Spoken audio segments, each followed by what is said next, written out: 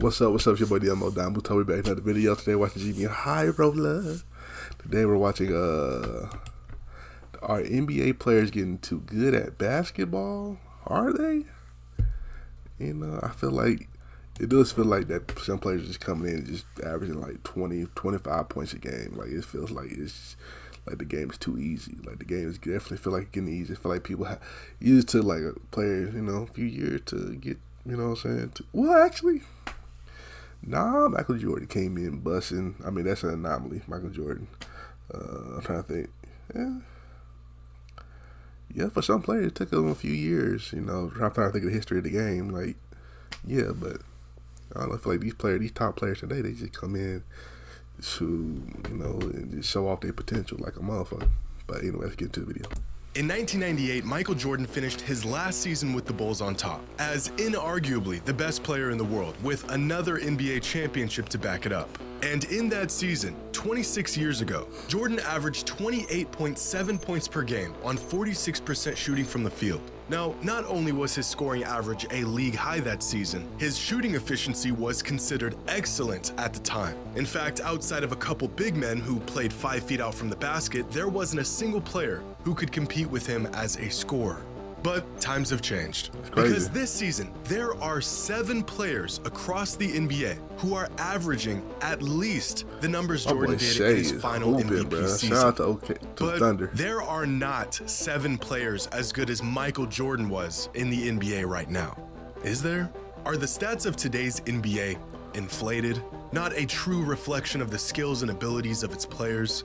Or have NBA players gotten too good at basketball? Today's video is sponsored by DraftKings. The weather might be cooling down, but the action on the field is heating up, and DraftKings, an official partner of the NFL, is here to get you in on the action. Right now, new customers who bet just $5 will get $150 in bonus bets instantly. That's right, $150 in bonus bets just for placing a $5 wager. And if you're already signed up for DraftKings like me, you can get a no-sweat bet. Just place a same-game parlay or SGPX and get a bonus bet back if your parlay doesn't hit. And if sports betting is not yet available in your state, you can still join in on the fun with DraftKings Daily Fantasy Sports. Download the DraftKings Sportsbook app now. New customers who use promo code NBA teams of today tend to lean towards option number 2. And they've gotten really good at it. But it's not. And more points, Kings Sportsbook. In basketball, there is one main objective. I was watching the fucking ad like this. Sounds simple enough, but it's not. And generally, there are 2 ways you can go about this. Play stifling defense and keep your opponent's points as low as possible, or get buckets. NBA teams of today tend to lean towards option number 2. Yep. And they've gotten really good at it. Teams scoring 120, 130 points on a regular basis, even 140-point games, oftentimes occurring on the same night. But for many NBA fans who grew up on an NBA where point totals looked like this, they are not a big fan of all the scoring. They don't like it. There's too many points, or maybe not enough defense. Stat lines like this used to have the NBA world on fire for a day or 2, but now they're literally a dime a dozen. There's players around the league who are damn near averaging these numbers. Growing up, I would often go to Portland Trail Blazers games, and as much fun as it was to watch my home team play the most violent version of basketball possible without any real consequence, the real prize in my 8-year-old brain was this: a free chalupa from Taco Bell. All the Blazers had to do was score 100 points. Win or lose, 100 points, and the chalupa was ours. It doesn't look like much, but winning one of these felt like winning the lottery. We would get so riled up over the prospect of a free chalupa that many nights the crowd would just lose sight of the game altogether and start chanting chalupa as the score approached 100. But tragically, after 14 seasons, the Blazers discontinued this delicious promotion in 2013. That's funny. And I think it's safe to say it's never coming back. When Taco Bell first began running this promotion, the Blazers were scoring over 100 points at home about 11 times a season, or about 1 in every 4 home games. Attainable, but still rare enough to keep the thrill of it all alive. Right. But by 2020, the Blazers scored 100 points or more in 39 out of 41 home games, enough to put every local Taco Bell out of business. Is this entire monologue really about chalupas? Kind of. But I say all of this to emphasize just how much scoring in the NBA has exploded and shows no signs of slowing down. NBA offenses in today's league are really, really good. Back in 2015, the Golden State Warriors reshaped what a potent, efficient offense looks like and led the league that season with an offensive rating of 111.6.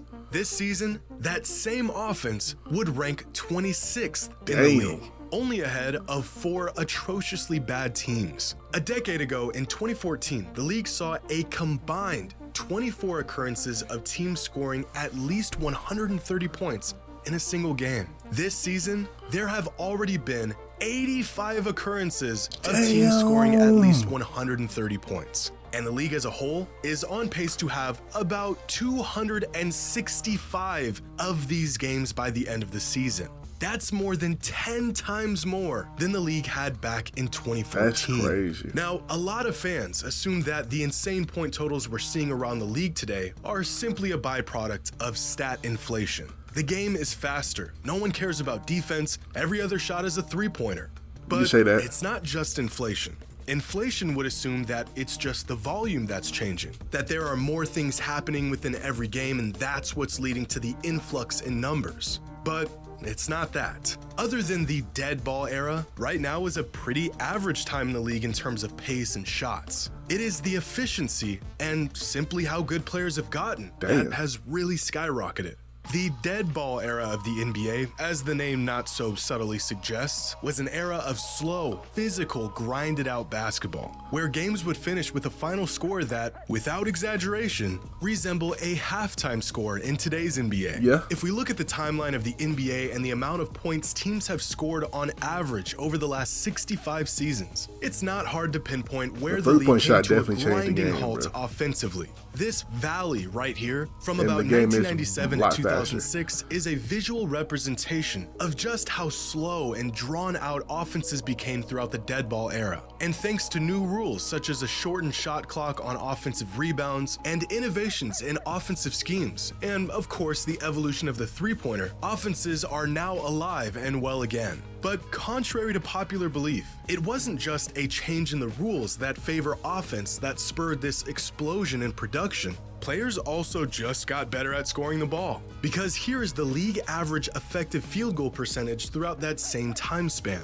For decades, the league as a whole floated somewhere between 45 and 48 effective field goal percentage. Okay. And with little change in efficiency, it was the pace that more or less dictated how productive offenses would be. But over the last decade, the league has gradually become better and more efficient at scoring the ball, reaching a league-wide average effective field goal percentage of nearly 55% over the last few seasons. Now, of course, with more threes, efficiency inevitably increases almost at a linear rate.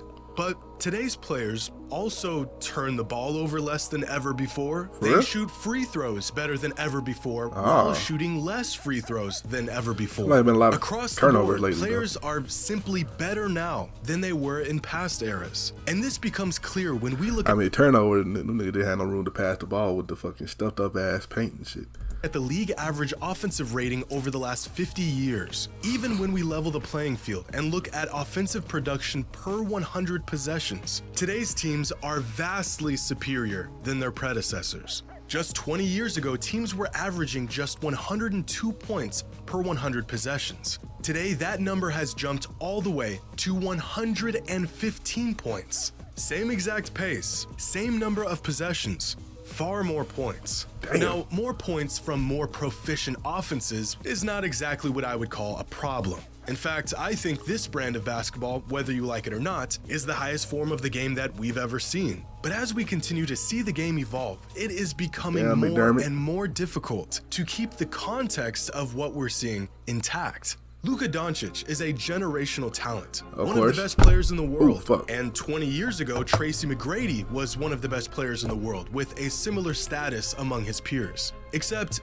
in his prime, McGrady's numbers looked like this. And over the past 5 seasons, Luka's numbers look like this.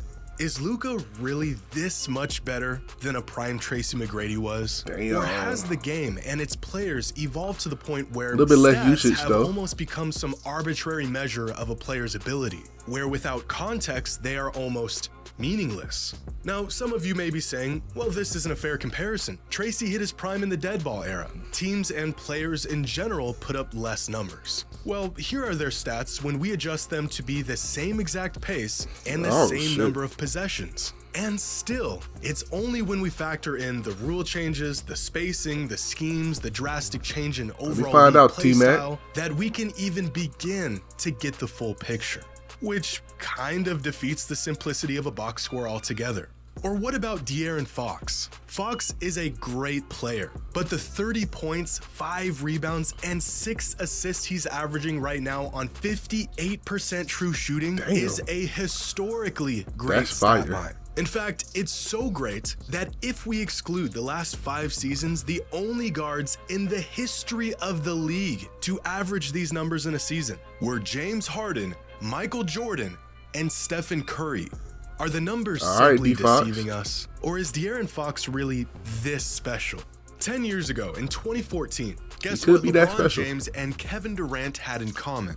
They were the only 2 players in the league to average at least 25 and 5 a game that season. 20 points, 5 rebounds, and 5 assists used to be sort of a standard for a fantastic all-around player. In today's league, there are 16 players around the league averaging at least 25 and 5.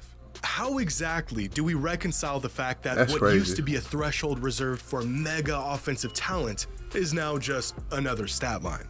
And this is happening all around the league right now. Tyrese Halliburton is averaging 26 and 12 on 66% true shooting this season, a stat line that has never been achieved in the history of the league. Are there really this many generational talents in the NBA today? Or has offense just become diluted? Well, I actually think these massive numbers are a product of both of these factors. One stemming from the other. There is so much talent and firepower in the NBA today that getting good looks and getting them quickly has actually become fairly easy. Sure, there's essentially 8 more possessions a game in today's league compared to the previous era, and those extra possessions are driving numbers up a bit. But does anyone stop to consider why there are more possessions? Games have been sped up because no longer are teams running 20-second offensive sets and eating up the clock to find a good open look. This drives up the number of possessions each game, and those possessions just feed the loop even further. Great offense leading to quick possessions, leading to faster games, leading to more points. Defense today isn't terrible. Players have just become too good at offense. Offense has been the driving force and the primary emphasis on the league for a decade now. And over that decade, the game has evolved, and so has its players, with play styles tailor-made to wreak havoc on defenses. Over the years, great offensive players have proven that once your offensive game gets to a certain point, there's only so much a defense can do to slow it down. And instead of there being a handful of these unstoppable offensive players in the league at any given time, like we saw in previous eras, there are now dozens of players of this caliber all around the league. In the 90s, it was Jordan, Malone, Hakeem, D-Rob. Not just good offensive weapons, but truly elite. In the 2000s, it was Kobe, T-Mac, Shaq, Iverson. The 2010s had LeBron, Durant, Harden, Curry. But now, in the current era of the NBA, these elite offensive weapons are everywhere. Embiid, Luka, Giannis, Shea, Durant, Fox, Curry, Booker, Mitchell, Tatum, Jokic, Trey, Halliburton, Maxey, LeBron, Dame, AD, Edwards, Kawhi, PG, LaMelo, Brunson, Kyrie, Sabonis. All of them legitimately unstoppable offensive talents from night to night. And that's just the highest tier. It doesn't even include guys like Morant, Zion, Bane, Markkanen, Ingram, Cam Thomas, Randall, Jaylen Brown, Kat, Sengun, Scotty, Garland, Paulo, Siakam, Butler, Mikal Bridges. The league is more talented now than ever before. So how do you stop all that talent? You don't. You don't. You just try to keep up. Between a massive change in the way young players are being taught to play the game, to new advanced analytics that have opened the doors to the best Positionless statistical basketball, options bruh. for teams around the league, to advancements in health and training regimens that have allowed older players to be at the top of their game longer than ever before. All factors building up to what has become the most loaded pool of talent in NBA history. But how do we know when it's gone too far? Look up just how much teams are scoring these days, and you'll also be met with a slew of angry fans, mourning the loss of the game they once loved. After the dead ball era, the league has taken so many steps to boost offense that maybe they've overcooked the recipe. Maybe there's too much offense in today's league. I can see that. But is all of this offense artificial? A product of rules that simply push for more offense? Or have the skills and small nuances used by offensive greats in the past been optimized and perfected in players of today? Were defenses bad for letting Michael Jordan average 30 a game in a league where entire teams only average 90? In arguably the toughest time to score a bucket, Kobe scored 81 points on the Raptors. Was that team simply the worst defensive team of all time? Or was Kobe just that unstoppable offensively on that night? Good offense will almost always beat good defense. And right now, there's a whole lot of good offense in the NBA. And it's not a bad thing. In fact, it is a reflection of just how much better players have become and how the game has evolved. The only real downside to all of this, no more free chalupas. Boy. No, man, what y'all think, man? What y'all think? Is the NBA ruined because all this offense? Like, I do see myself not watching basketball games more lately because it just seems like, I feel like it's just like the scoring is too easy. I do feel like that. Like nobody's playing real defense. Like, damn, why they open all the fucking time? You know what I'm saying? But that was just basketball in general for me. Like, I don't even watch my favorite team play because that shit get on my nerves. You know what I'm saying? Especially I used to watch the Thunder, and when they had Russ and KD, I stopped watching them games. I swear I did, bro. I couldn't. Well, them niggas get on my head. Them niggas get on my nerves, bro. Them niggas get on my nerves. Anyway, but shout out to JxmyHighroller. Let me know what y'all think down below about the NBA, man. Is it good now or is it bad now? Let me know down below. You know what I'm saying? Check out the last JxmyHighroller video and check out another video right here, and make sure you like, comment, subscribe, and I'll check you next.